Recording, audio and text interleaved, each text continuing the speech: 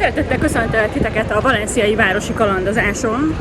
Szeretném nektek bemutatni itt a belváros, már itt sétálok bent. Mögöttem az Ayuntamiento épülete látható. Egyébként mindenhova el foglak titeket vinni. De még sétálok át a kedvenc helyemhez, a piachoz. Addig nagyjából képbe hozzak benneteket egy nagyon rövid történelmi áttekintéssel. Ugye Krisztus előtt 138-ban alapították Valencia városát, tehát egy elég régmúltú városról beszélünk.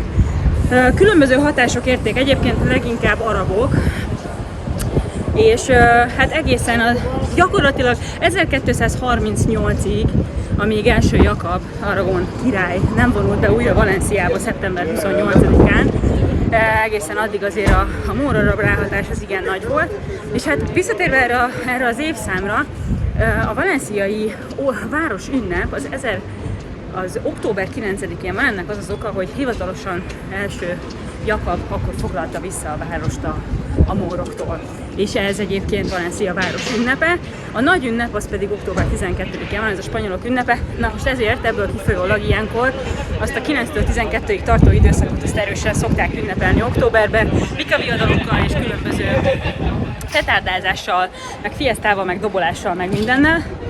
Most pedig nem sokára elérjük majd a szecesszió építészeti stílusban megépült piacot.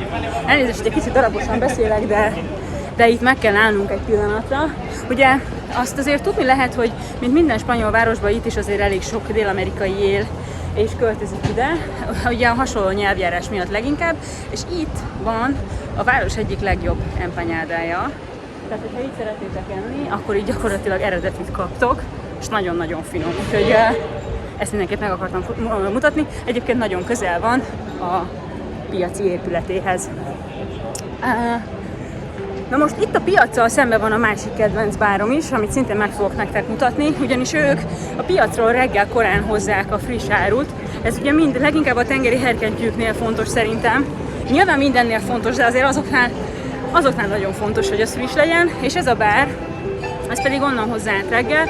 Én a helyetekben nem az étnapról rendelnék, hanem bemennék a pulthoz, ugyanis ott hát ilyen melegen tartó csévingekben láthatjuk azt, amit reggel kaptak a piacról, és elkészítettek akkor frissen. Na de közben egyébként elérkeztünk a piachoz. Először kívülről mutatnám meg nektek, azért gyorsan, ugye ez is 1920-as években épült, valenciai szecesszió szintén, tehát a kerámiát, a vasat, meg a fát jól ötvözi, és természetesen narancsvirágok és narancsok is kapnak helyet. Na és ez egy kurinális mekka, tehát gyakorlatilag mindent és annak ellenkezőjét is kapni. Különböző húsáruk, magok, zöldségek, gyümölcsök, elképesztő választéka, és azt kell, hogy mondjam, hogy jók is. És még azt is mondom, hogy ez nem kifejezetten a turistáknak készült, hanem a helyiek is itt vásárolnak, ami szerintem egyébként azt is jelenti, hogy az áru jó, és árban is rendben van. Persze azért van itt egy jó kis sörökháza, mindenféle fajta jó sörrel. Mindenkinek jó szívvel ajánlom, mert tényleg a belga sörtől az osztrákig minden van. De ha éppen nem sörös kedvetekbe vagytok, akkor mutatnám a sajtos pultot, különböző krémek, friss sajtok. Hogyha itt jártok egyébként, akkor mindenképpen kóstoljátok meg a manchego sajtot. Ez az egyik leghíresebb spanyol sajt. Ez egy erősen sokáig érlelt juhsajtfajta. És itt van ez a gyönyörű kupola, ami díszíti a gyönyörű piacunknak a tetejét. Szerintem elképesztően szép. És bármerre nézünk, valamilyen finomságot látunk. Az új dolgok keverednek a régivel, de tényleg, tehát hogyha ehető virágot szeretnénk enni a salátánkra, azt is találunk. Ha sózott halat szeretnénk venni, mutatom, azt is találunk. Különböző magokat, azt is találunk. És hát át lehet battyogni a halaspultra, az is elképesztő. Hát azért fogom megfojtani a kamerát, mert rengeteg helyen ki van írva, hogy fotózni tilos. Nem tudom, hogy mi miatt, de nem engedik meg. Viszont tényleg a homártól a lazacig, az ilyen rák, az olyan polip, tényleg minden van. Úgyhogy én a helyetekben, ha így jártam, mindenképpen vennék valami frisset, és azt elkészítem, hogyha van bennetek ilyen hajlandóság, sőt, itt még kóstolni is tudtok osztrigát, itt a hölgy bontja nektek. Én is itt tettem egyébként először, nagyon király. Na menjünk tovább. Hát nyilván mondanom se kell, hogy az Oliva hazája. Elképesztő, hogy milyen mennyiségű friss áru van itt minden nap egyébként. Nem ez az egy piac van amúgy itt Valenciában, de ez a legnagyobb. Ez a központi piac, gyakorlatilag ez a neve. És ezen a piacon, nem tudom, hogyha valaki esetleg járt Barcelonában, az úgy ismeri a piacot, hogy ott általában lehet enni is. Itt pedig egyetlen egy büfé van, ami viszont arról híres, hogy egy Michelin csillagos séf csinálja, elképesztő. Oda mindenképpen el fogok menni és megmutatom nektek, mert hogy annak olyan hangulata van, amit így át kell élni szerintem. Simán, én először egy hétfőn látogattam meg ezt a piacot, hétfőn reggel, szerintem olyan 10 óra lehetett, mikor ide költöztünk, durván másfél éve, és csak spanyol emberek voltak bent, mert hogy ez egy téli időszak volt, tehát jóval kevesebb turistával, és mindenki sörözött. Tehát, hogy ez annyira durva, hogy itt az emberek tényleg a mának élnek, nem foglalkoznak annyira a holnappal, hanem inkább szeretnék minél inkább megélni azt, amiben vannak, és szerintem ilyen szempontból ő nekik a látás mondjuk olyan, hogy élj a mának. Tehát ők nem a jövőben vannak, nem a múltban, hanem a jelenben, és ez bizonyos szempontból jó. Nyilván nekünk egy kicsit más a kultúránk erre, másba szocializálódtunk, de azért azt kell, hogy mondjam, hogy meg lehet szokni. És hát el is érkeztünk a bárhoz, és nézzétek, most is rengeteg ember van bent, lehet enni, inni, fogyasztani. Itt különböző szangriákat esznek az emberek, bocadillókat esznek. A bocadilló egyébként ez egy szendvicsfajta, amiben gyakorlatilag bármit bele lehet tölteni, mint például ott az asztalon. És hát itt van a paraván, mert hogy itt kell sorba állni ahhoz, hogyha szeretnél kajálni. És amint látjátok, van is sor.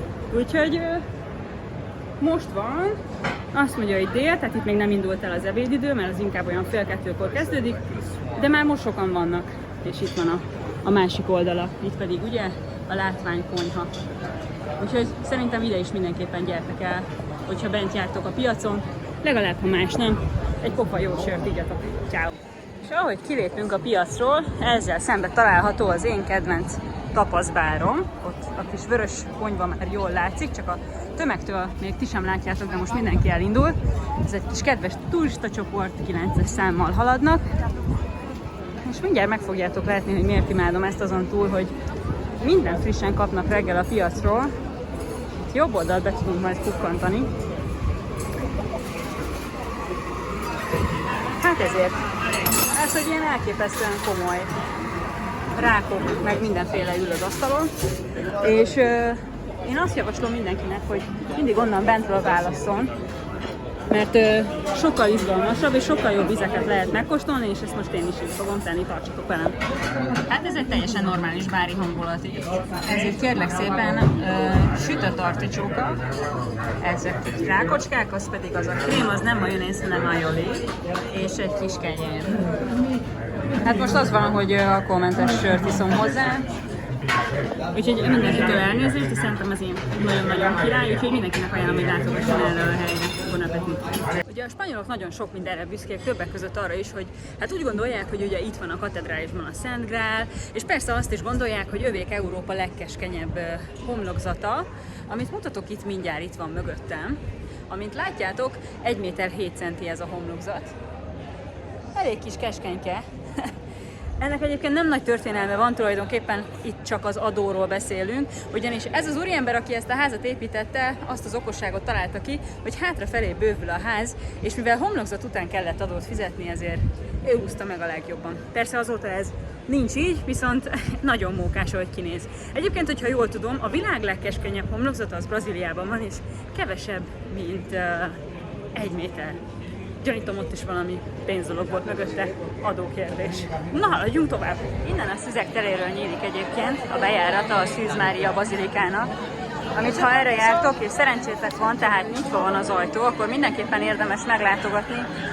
Mindjárt belépünk a Szűz Mária bazilikába. Palominónak a freskóit fogjuk látni majd a falon, bent nem fogok beszélni, csak körbe mutatom nektek, illetve van egy gyönyörű arany Szűz Mária szobor, amit majd középen fogtok látni.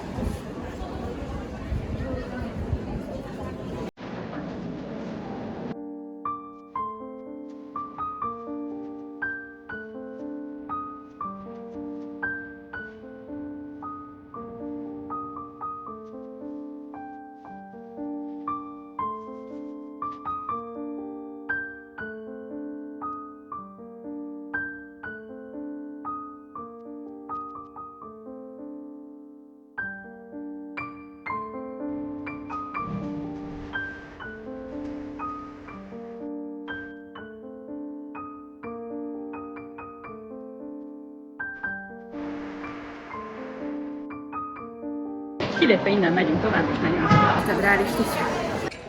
Látható mögöttem a katedrálisnak már az egyik kapuja.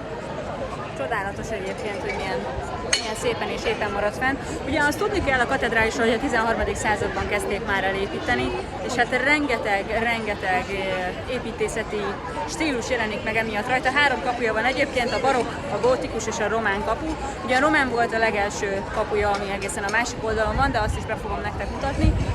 Erről a kapuról pedig az mindjárt szépen nagyon durván látszik, hogy egy egészen terjedelmes zsidó csillag van a tetején. Na most egy kis történetmesélésbe hadd kezdjek nektek. A történet szerint ugyanis abban az időszakban, amikor a katedrálist építették, mindig valamilyen nemes embert kértek meg arra, hogy szálljon be pénzben, és építse meg ezt a kaput. De mint kiderült, ennek az úrnak nem volt elég pénze, és hát kölcsön kellett kérnie, nemes egyszerűséggel, egy zsidó férfi adott neki kölcsön, aki azt kérte, hogy valamilyen módon jelenítse meg, hogy honnan van a pénz. Hát ez, hogy igaz volt vagy nem volt, nem tudom, de mesének mindenképpen igencsak klassz. Ami viszont exaktabb az az, hogyha kicsit közelebb megyünk majd a kapuhoz, akkor fogjátok látni, hogy a kaput díszítő püspököknek, embereknek az arca, vagy a teste már kezdett egy kicsit szétmálni. Ez azért van így, mert ezt a mediterrán sós levegőt nem bírták az eredeti szobrok, ugyanis nem jó minőségű mészkőből építették, és amit ott láttok, az már egy rekonstruált verzió. Az eredetiket már levitték a katedrális alá, és megfelelő hőmérsékleten, légkörben tartják őket, viszont mindent úgy állítottak vissza, ahogy az eredeti volt. Úgyhogy hát ez volt a barokk kapu, mehetünk tovább. Jól látható ez a gyönyörű nagy torony, elképesztő magassággal. Ha jók az információm, akkor több mint 70 méter magas. Gótikus stílusban épült, ez a katedrálisunkhoz tartozik egyébként. Én azt javaslom, hogy ha valamilyen úton szeretnétek a várost felülről megnézni, akkor ne ezt a tornyot válasszátok, mert 207 gótikus lépcső vezet fel a tetejére, ami azért melós. Megmászni is, meg mivel ugye gótikus azért nagyon-nagyon keskeny, és hát nagyon közel kerülsz a másikhoz, amikor ő jön lefelé, te meg mész fölfelé, vagy fordítva. Fogok mutatni egy másik tornyot, amit szerintem kényelmesebben meg lehet mászni. Jól emlékszem, 2 euró a belépő, ez a Szent Katalin templomnak a kilátó tornya lesz majd, ami egyébként nagyon közel van a katedrálishoz. És el is érkeztünk a katedrális másik kapujához. Elképesztő, gyönyörű, gótikus bejárat. Itt tudtok egyébként sorban állni ahhoz, amit látjátok, azért szép kis sor van, hogy bejussatok. Mi most nem fogunk bemenni, de hogyha itt tartózkodtok, akkor szerintem érdemes vagy vasárnap érkezni, amikor mise van, mert akkor ingyen be tudtok menni, vagy ezt a 8-9 euróért tudtok egyébként bejutni és kiállni a sor, szerintem mindenképpen érdemes. Abban az épület részben van, Monty Python rajongók, figyelem, a spanyolok szerint az eredeti Szent Grál. Na most én imádom a gyaloggalopot, és szóltam is Artúrnak meg a lovagoknak, hogy megvan, ne keressék. Nagyon szép, ezt is meg lehet nézni egyébként a belépővel. Nekem nem is a szépsége az, ami jó, ami számított, hanem maga az élmény, hogy Monty Python rajongóként láthattam a Szent Grált, úgyhogy egészen pontosan ebbe az épületbe kell majd nektek eljönni és megnézni. Itt pedig van egy gyönyörű makette a katedrálisról, ami nagyjából bemutatja azt, hogy valamikor régen még megvolt a latin keresztre való hajlam, de aztán utána annyira sok mindent építettek hozzá, hogy ez aztán elveszett. Ugye ez volt az a kapu, amit előbb láttunk, a barokk, itt sétáltunk végig, itt van a gyönyörű gótikus torony, itt van a gótikus bejárat, a Szent Grál, és ez pedig a román kapu lesz, ahova majd mindjárt tovább sétálunk. Mindezt egyébként gyönyörű olajfák övezik, és egy nagyon csodálatos tér, ahol többnyire mindig valamilyen kézműves kiállítás van, mint ahogy most is. Na most ezt a teret nagyjából, hát pár évvel ezelőtt csinálták meg így, amúgy itt volt a buszforduló, tehát azt gondolom, hogy nagyon sokkal jobb funkciót találtak neki, mint az, hogy a buszok megforduljanak. És egyébként ez a Királynő tere, mi pedig még itt ezen a szűk kis utcán, tipikus spanyol szűk kis utcákon sétálunk befelé, és a román kaput még mindenképpen megmutatom nektek. Addig is beszélek nektek kicsit arról, hogy miért is építkeznek így a spanyolok, hogy hogy az épületeket egymáshoz közel építi, hogy szűkek legyenek az utcák. Ennek nagyon egyszerűen az oka, hogy ezek a szűk utcákban nem tud besütni ugyanaz, így aztán nem kapnak, nem éri őket annyira a meleg, mert hogy nyáron azért erre így bizony gondolni kell. Nagyon-nagyon melegek tudnak lenni a nyarak, és hát annak, aki nem nyaralni jön, hanem itt él életvitelszerűen, szerintem szempont, hogy árnyékban járjon, sőt, a spanyoloknak van egy mondásuk is, amit hát gyakorlatilag arra használnak, hogy vigyázz magadra, hogy járj árnyékban. Úgyhogy én szerintem ez sok mindent elárul. Na és elérkeztünk a román kapuhoz, mutatom is nektek. Ez a katedrális első kapuja. Látszik is egyébként, hogy román stílusban készült, nincsen túldíszítve. És az katedrális oldalán pedig a vízköpőket is láthatjuk. Hát engedjétek meg, hogy ezt a vízköpőt itt kiemeljem. Remélem, hogy jól látható, hogy a hölgy a vízköpőn a melleit fogdossa, és megint egy kevésbé exakt, annál inkább érdekes történetet fogok veletek megosztani. Az volt állítólagosan a mondás, hogy ha meglátja valaki ezt a vízköpőt, hogy abba az irányba, amerre a vízköpő mutat, arra van a legközelebbi bordélyház. Hát, hogy ez most igaz volt vagy nem, vagy hogy elhisztik el, hogy a gyönyörű 13. században elején elkezdett építésű katedrálisba felraktak egy ilyet, ez már kérdés, de a sztorinak egyébként mindenképpen jó, meg szerintem vicces. Úgyhogy én úgy gondolom, hogy akkor is csak emberek éltek, és szerintem az emberi faj természete nem sokat változik, úgyhogy én ezt így elhiszem. Na, menjünk tovább! És akkor lássunk egy nagy totát erről a gyönyörű katedrálisról. Előtte az olajfák, mögötte meg az elképesztő történelem. És ugye ez a Királynő tere, éppen van kirakodóvásár, mindenféle kézműves spanyol terméket tudtok itt vásárolni, a különböző porcelánedényektől a bőr kézműves dolgokig, és hát természetesen minden olyan edényt, amiből a helyi különlegességeket lehet tálalni, ugye a tapasztálakat.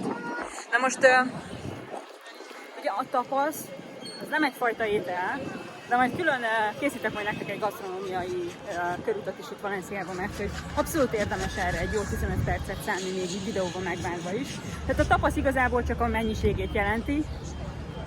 Tapasznak hívhatunk bármit egyébként, viszont itt nagyon szeretnek ők sokáig enni.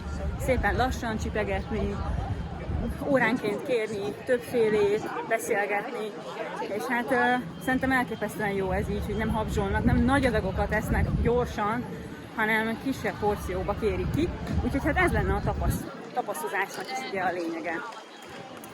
A Királynő teréről most át fogunk sétálni a főtérre, de közben szeretném nektek megmutatni az előbb említett tornyot, Szent Katalin templomnak a tornyát, ahonnan, ha szeretnétek a városról egy felső nézetű ott található városi képet nézni, akkor a Szent Katalin lenne mögöttem. És most pedig indulhatunk a főtérre. És hát nézzétek meg ezt a gyönyörű utcát, szerintem csodálatos. És hát most, hogy ugye itt is tavasz van, szépen ki van zöldelve minden. Ezen az utcán egyébként rengeteg jó tapaszos hely is van, ugye ha már így megbeszéltük, hogy mi is a tapasz. Nagyon sok jó étterem van, itt van egyébként egy pincsoszos hely is. A pincsos amúgy egy Észak-Spanyolországból származó elnevezése egy ételnek, amilyen pici, hát gyakorlatilag mi lehet, hogy katonának hívnánk, amit a nagypapáink csináltak nekünk. Egy picit nagyobb bagett szeretet képzeljetek el, amire akármilyen feltét kerülhet, ebben mindenképpen böknek egy fogpiszkálót, és amikor végeztél, akkor a fogpiszkálók után fizetsz. Szerintem nagyon jó pofa, és nagyon sok jó félefajtát lehet megkóstolni, a rákostól a padronpaprikásig, a serrano sonkásig. Bent pedig az egyik kedvenc kávézom található, jó kis klassz európai kávé van, mert hogy azért azt tudnotok kell, hogy a helyiek elképesztően erős kávét isznak. Pocok mérget gyakorlatilag, megáll benne a kanál, annyi koffein van benne, hogy kiúrik a szemed, tényleg elképesztő. Tehát míg mondjuk az olaszok arról híresek, hogy bárhol iszol kávét, az olyan, hogy mint a sejem úgy csúszik le a torkodon. Na most itt bárhol iszol kávét, azt tudja, hogy 3 napig nem alszol, úgyhogy ha erre jártok, azt a kávézót ajánlom, mert ilyen európai stílusú fancy kávét csinálnak. Mint Szegeden mondjuk a Kék Elefánt, tehát hogy nagyon sok jó verziót megtaláltok. Itt mellettem persze egy jó kis takóbár. Nyilván Spanyolországban rengeteg dél-amerikai is él. Szavam nem felejtem, ide nézzetek. Na, ez Spanyolország. Szerencsére minden mennyiségben. Ez csak egy sonka volt. Úgyhogy ha itt vagytok, ide is érdemes betérni. Ugyan egy szendvics 7 euró, de egyszer ki lehet bírni, és amúgy ez üzerolható. Tehát nagyon sok dél-amerikai él itt, nyilván azért, mert nagyon hasonló spanyol nyelvet beszélnek. Ugye kicsi eltérés van csak a spanyol meg a dél-amerikai, tehát latin-spanyol között. Viszont azt is fontos hozzátennem, hogy itt Valenciában egyébként nem is a sima spanyol nyelvet, hanem a valenciánhoz beszélik nagyon sokan. Ami szerintem nagyon hasonlít a katalánhoz, de ezt nehogy itt bárkinek említsétek, mert hát attól nem fogok vacsorát kapni, az biztos. Na hát lassan megérkezünk a városi nagy térre. Ugye itt található a polgármesteri hivatal, amit itt Ayuntamientónak is neveznek. Elképesztően sokan látogatják ezt a teret, és mindig történik itt valami. Azt tudni, hogy valamilyen koncertet itt szerveznek, valamilyen felvonulás van, jönnek a dobosok.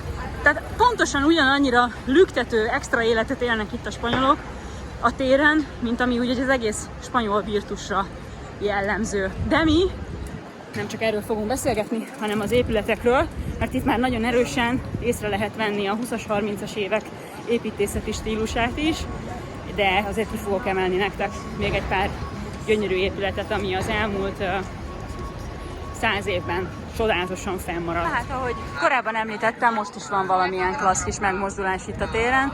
Ott látható ugye az Ayuntamiento, a polgármesteri hivatal, és Balkész felől egyébként itt van ez a gyönyörű villámhárítóval ellátott épület. Ezt mindenképp szeretném nektek megmutatni, ugyanis ez volt Valencia első postája. 1922-ben építették, és 23-ban adták át. Itt a bal oldalon egyébként még a mai napig kisposta működik, és mindjárt ide is érünk, mert hogy nem a teljes épületet foglalja el már a posta, hanem különböző múzeumnak ad otthont egyébként, és már is mutatom, hogy mi az, ami számomra elképesztően tetszett. Tehát az, hogy 1920-as években itt úgy gondolkodtak az emberek, hogy egy kicsit nagyobb léptékben szerintem, mert hogy láthatjátok ott középen azt a gyönyörű szoborcsoportot.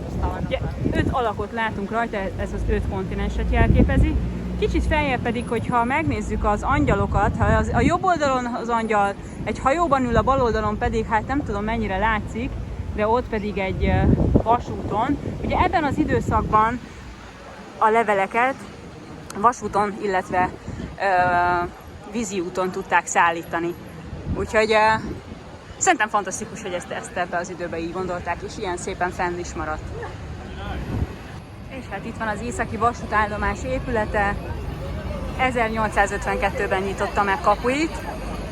Ugye valenciai secessio az építészeti stílusa, aminek ugye a főjegye az, hogy elképesztően jól használja a kerámiát, a fát és a természetből vett elemeket. Ugye a valenciai secessio különlegessége pedig az, hogy a narancselemeket nagyon klasszul használja. Ott lehet látni, hogy kis narancsok és a narancslevelek vannak végig megjelenítve az épületnek az oldalán. Ugye a neve északi vasútállomás, de Ezt ne úgy képzeljétek el, hogy azért északi vasútállomás, mert északon található, talán ennek a kapuja talán északon van, hanem azért, mert az Északi Vasútársaság építette. Demetrio Ridészt, mérnöképítészt kérték meg arra egyébként, hogy ezt a csodálatos épületet készítse el. És hát bevallom őszintén, hogy tényleg nekem az egyik kedvencem, mert gyönyörűen fennmaradt, és elképesztően jól használja a szecessziós elemeket. Ha bemegyünk, majd bent van egy elképesztően szép oszlop, ami aztán ténylegesen visszaadja a szecessziót. Kerámia, fa és kovácsolt vas keveréke, narancsvirágokkal és narancsal díszítve, illetve van bent egy mozaik terem, ami régen egyébként kávézóként üzemelt, ma már azt hiszem, hogy ügyfélszolgálatként üzemel, de a mai napig gyönyörű mozaik csempével van, azzal a csempével van kirakva, amivel eredetileg is kirakták, és az albuférei fájérákat is bemutatja. Úgyhogy be fogunk menni, ami még egyébként érdekesség, és szerintem ez is csodálatos, hogy abban az időben hogy gondolkodtak. 8 nyelven van kiírva, hogy jó utat, ezt majd mindjárt megmutatom nektek. Van ez a gyönyörű kerámia oszlop, amin láthatjátok, hogy ott vannak a valenciai szecesszió elemek, és az eredeti szecesszióé, miszerint kerámia, fa és kovácsolt vas ötvözete egyben használandó, és hát ugye az előbb említett jó utat felirat is például megtalálható itt. Végig kísérik egyébként a bejárat melletti részeket. Itt például ott különböző nyelveken kiírták. Szerintem egyébként ez egy nagyon szép gesztus. Most még átsétálunk a mozaik teremhez, ami ugye a régi kávézó része volt. Csak hogy megmutassam nektek, egyébként a falak oldala is gyönyörű mozaik csempével van kirakva, amit egyébként úgy készültek Spanyolországban. És hát akkor már is mutatnám. Itt van a régi kávézó épülete, ott van a Fájéra hölgy, és szerintem csodálatos. Úgyhogy nekem ez az egyik kedvenc épületem itt Valenciában. Az északi vasútállomástól, ha szembeállunk vele, akkor balra található a Bicaviador Arena. Ugye Valencia tartományban egyébként ez még a mai napig abszolút tartanak itt Bicaviadalokat, ugye Katalóniába tiltották be. Na most az épületnek 354 árkádja van, 52 méter átmérője és 48 sokszögre épül, tehát nem teljesen kör alakú. Ami viszont még szerintem nagyon érdekes ebben, hogy korábban úgy intézték, hogy a jegyárakat nem elrakták, hanem a megyei kórháznak adták át. Állítólag a mai napig így van, hogy a jegyekből befolyt összeget azt felajánlják a kórháznak, úgyhogy szerintem ez mindenképpen egy szép dolog, azon túl, hogy személy szerint én nem rajongok a Bicaviadalért, de soha ne felejtsük el, hogy ez egy másik kultúra, nem tudom, hogy ők mit szólnának. Közben én már visszasétáltam a Túria Parkhoz a belvárosból. Szerettem volna nektek megmutatni, hogy mennyire gyönyörű zöld tud lenni itt minden. Remélem, hogy tetszett, és át tudtam adni nektek egy kis életérzést innen Valenciából. Ha személyesen itt jártok és szükségetek van egy városi sétára, és ehhez egy idegenvezetőre, keressetek bátran. Sziasztok!